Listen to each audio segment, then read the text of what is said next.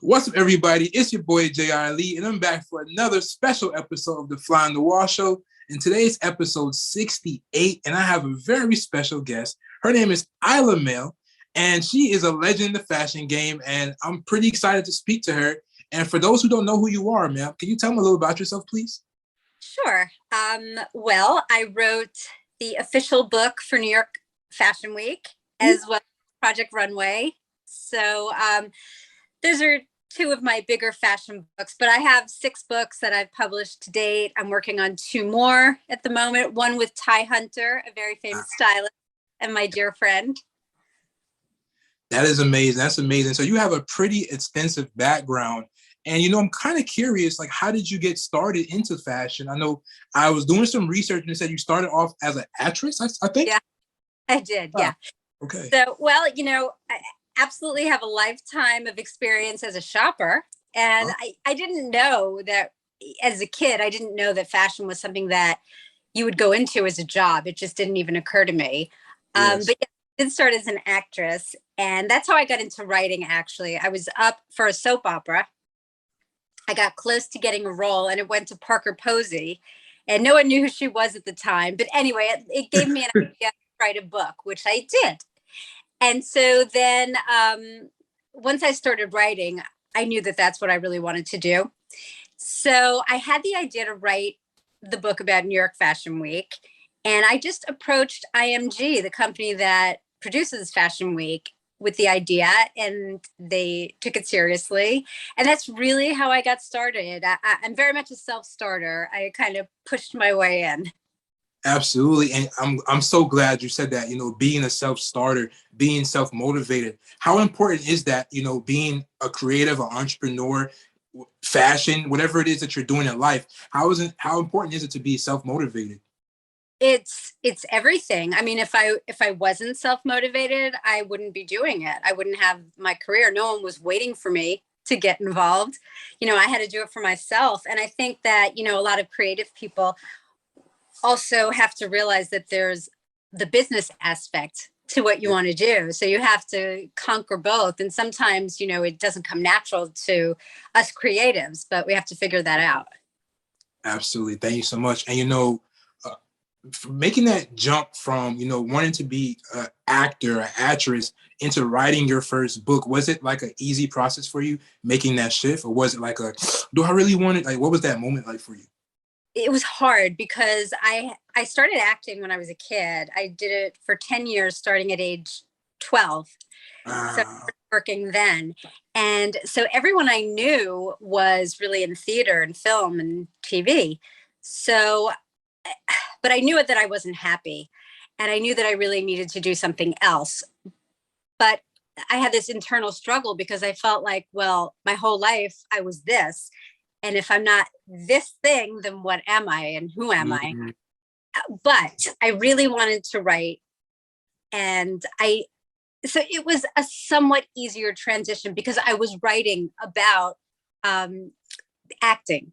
Oh, okay. And that business, really more the business than the skill of acting. It wasn't about that at all. It was about auditioning and, people's audition stories and things like that. So,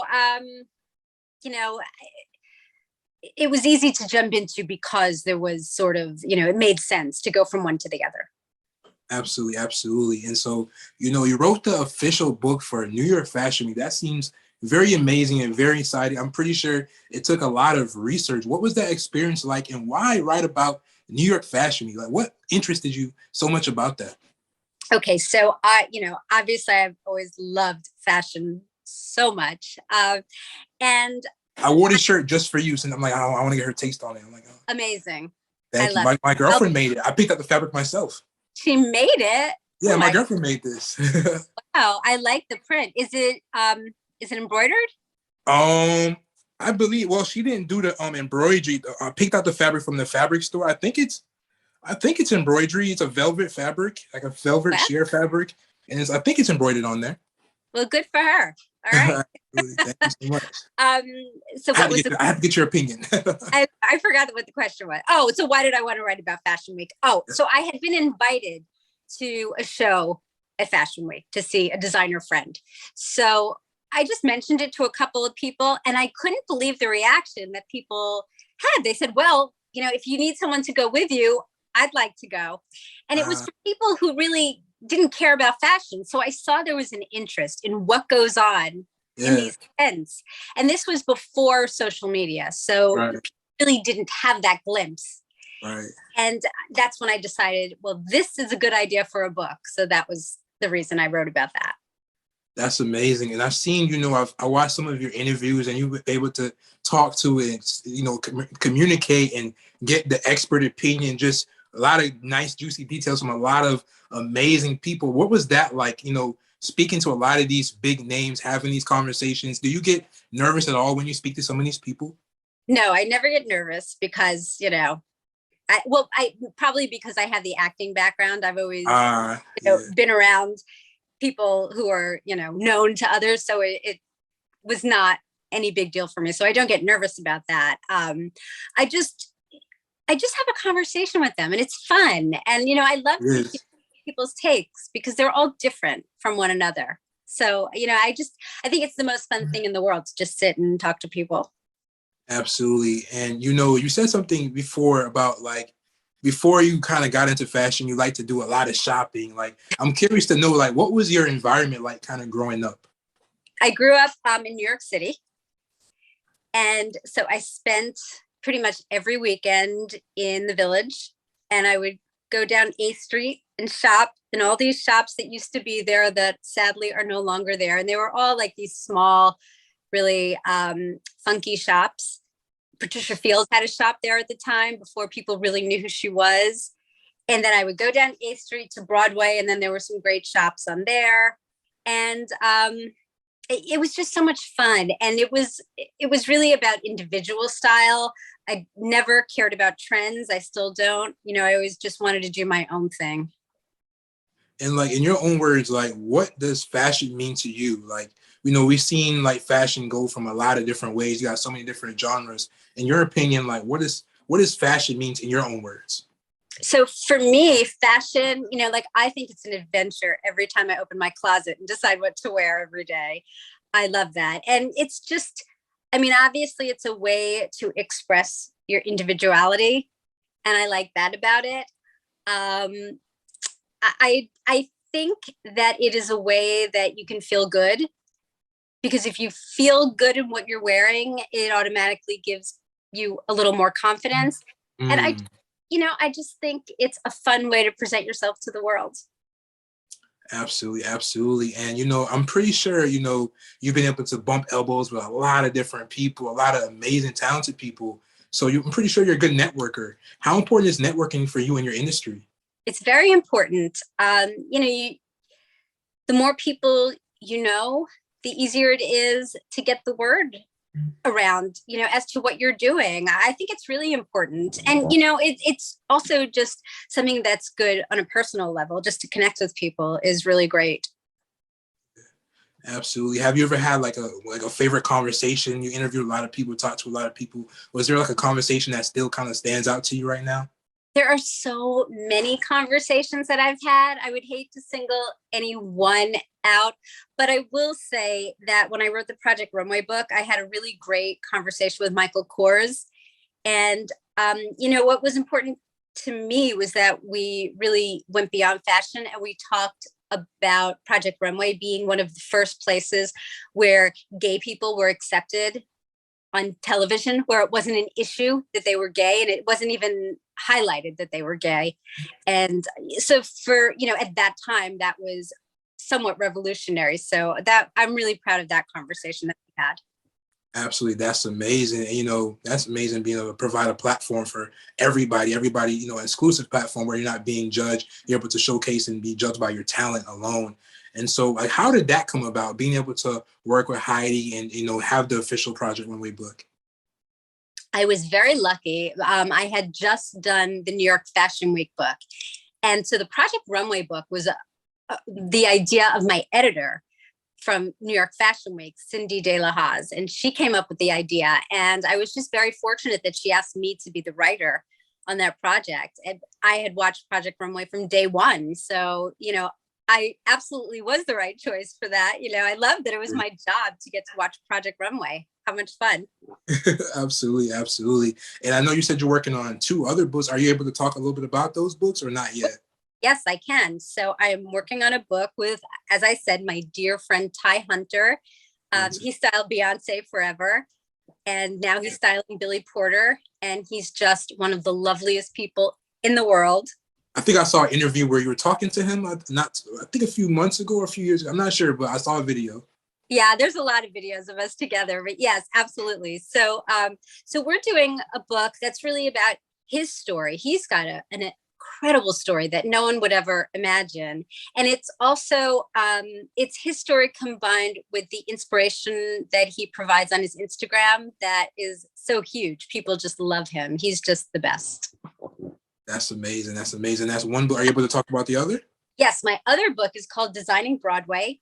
And I'm so excited about it because, it's my first love. And it's about set design on Broadway. And I'm working with a set designer. He just won the Tony Award for Moulin Rouge, Derek McLean. That's amazing. And we're also, it's not just his designs, though. We're including the whole design community on Broadway. So it's a very exciting project for me as well. That's amazing. That's amazing. One of the questions that I like to ask all of my guests when they come on this show is, what is their definition of success, right? Success varies depending on where you are in life. It doesn't have to be monetary. It could just be, having your voice told, heard, peace, happiness. What is your definition of success? I don't know that I have one definition. There's so many different things that I think goes into being successful. Obviously, just being happy with yourself is the most important. Yes. But, on another level, just being able to do projects that mean something to you, that are passion projects, I think that that's really important. Being able to work with people who you respect and people who inspire you to be even better. Absolutely. Thank you so much. And, if you had any advice for someone that's coming up, maybe a journalist or author or writer, or someone who maybe want to get into the fashion industry, what's some advice and tips or suggestions that you think that would be meaningful to them and provide value? Well, the absolute most important thing is figure out what you want to do and make a plan and then stick to it. And it doesn't matter how long it takes. It took me 8 years from getting the idea for my first book to actually having it published. So it would have been. Wow. Why do you think it took you so long? It was hard. It's a hard thing when you've never been published before, just getting the attention of someone, it takes a long time. And I also, it was from getting the idea. So it took a couple of years to actually research and write. Right. But it took a really long time because when you're new, people don't want to take a chance on you. So you really have to believe in yourself because it would. Thank you for taking a chance on me. Absolutely right. So it would have, it would have been really easy to quit because it didn't work out right away. But, time is going to pass whether you're doing what you want to or not. So you might as well try to achieve what you want to do. Absolutely. That's amazing advice. And, do you think that with social media now, do you think that it makes it a little bit easier to get what you need with the internet, social media? Do you think if you had social media, a little bit early on in your career, you probably would be even more further than you are now? Absolutely. It would have been so much easier because it's, you can just connect with people. I had to write letters and put them in the mail. Yeah. That wasn't fun. It's such a much easier process now. And also there are more options for doing things. There was no Amazon back then. If you want to write a book now, you can just write a book and publish it yourself on Amazon. I mean, all books end up on Amazon anyway. So for a new author, it's not a bad thing to do. Was self-publishing a thing when you first got into was that really something spoken about? It was a thing, but it was different. Amazon, you don't have to pay. Yeah. Have your book published. So I think that makes it, it just puts it on a different level for me. You would only pay for books that are actually ordered. And it's just so much easier. Yeah, back then there was self-publishing, but it wasn't, people did it. I mean, Chicken Soup for the Soul, that hugely popular book, that started out as a self-published title. But, I didn't go that route. Absolutely, absolutely. I mean, everything that you did, it was for a reason. And before we go, I heard something very interesting, and I heard that you were working on a song, or did you make a song, or Oh my gosh, I can't even imagine how you heard that. But I, yeah, I look it up. oh, I didn't even know where that would be. But yeah, I'm in the very early stages of recording a song. Yeah, not written by me, but I have a dear friend who is a music producer, and he asked me to do this song. So yes, that's happening. Have you always been, was music always something that was near and dear to your heart? Like, what was the interest in that?